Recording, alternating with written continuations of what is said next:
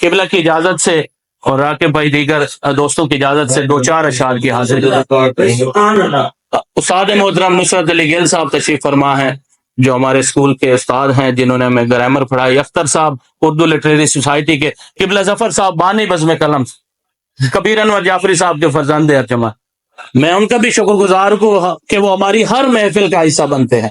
Uncle رفیق عامر صاحب اور ان کے ساتھ زراعت افیسر تشریف لائے ہیں، میں شکر گزار۔ بچپن دکھائی دیتا ہے عہد شباب میں،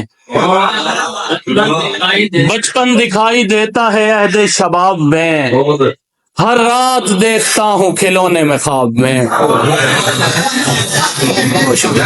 بچپن دکھائی دیتا ہے عہد شباب میں، بچپن دکھائی دیتا ہے عہد شباب میں، ہر رات دیکھتا ہوں کھلونے میں خواب میں، دھرتی کے سب ہنسی ہیں اسی پر فریفتہ، دھرتی کے سب ہنسی ہیں اسی پر فریفتہ، جانے خدا نے رکھا ہے کیا کیا گلاب میں۔ بہت شکریہ۔ دھرتی کے سب ہنسی ہیں اسی پر فریفتہ، بہت شکریہ راکب بھائی۔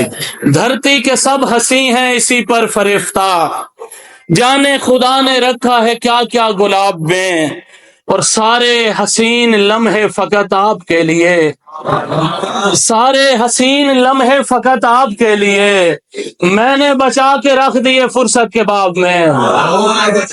بہت شکریہ، بہت شکریہ۔ سارے حسین لمحے فقط آپ کے لیے، میں نے بچا کے رکھ دیے فرصت کے باب میں۔ 2-3 اشعار اور اس کے بعد اجازت۔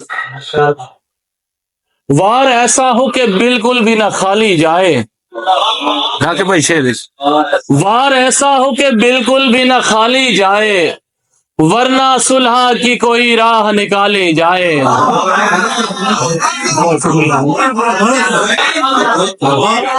وار ایسا ہو کہ بالکل بھی نہ خالی جائے، ورنہ صلح کی کوئی راہ نکالی جائے، حیف ہے ان پہ جو بنتے ہیں جدائی کا سبب، حیف ہے ان پہ جو بنتے ہیں جدائی کا سبب، ایسے لوگوں کی طرف آگ اچھالی جائے۔ حیف ہے ان پہ جو بنتے ہیں جدائی کا سبب، ایسے لوگوں کی طرف آگ اچھالی جائے، اور جب بھی ہونے لگے وحشت تو یہ دل کرتا ہے، جب بھی ہونے لگے وحشت تو یہ دل کرتا ہے، چاروں جانب تیری تصویر بنا لی جائے۔